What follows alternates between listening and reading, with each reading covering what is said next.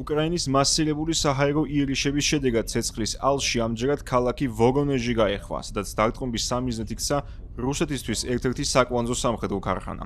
ამ ობიექტზე იწარმოება მაღალი სიზუსტის ფრთოსანი რაკეტები, ასევე რუსული შეიარაღებისთვის, მათ შორის შორი მოქმედების საკონტინენტთაშორისო ბალისტიკური რაკეტის ისკანდერისთვის აუცილებელი კომპონენტები. კიევის თანახმად, მათი იერიშების სამიზნედ ქცეული ქარხანა კრიტიკულად მნიშვნელოვან ელემენტს წარმოადგენს კრემლის სამხედრო სამრეწველო კომპლექსისთვის. რუსული პროსახელისუფლებო მედია გამოცემების ცნობით, ვორონეჟის თავზე ადგილობრივმა საჰაერო თავდაცვითმა სისტემებმა ფრანგულ-ბრიტანული წარმოების Storm Shadows საბრძოლო საფრენი აპარატები ჩამოაგდეს. საგულისხმოა, რომ იმ მახასიათებლებს, რასაც პროკრემლისტური გამოცემები ასახელებენ, უკრაინული ფლამინგოს ტიპის რაკეტებიც აკმაყოფილებენ.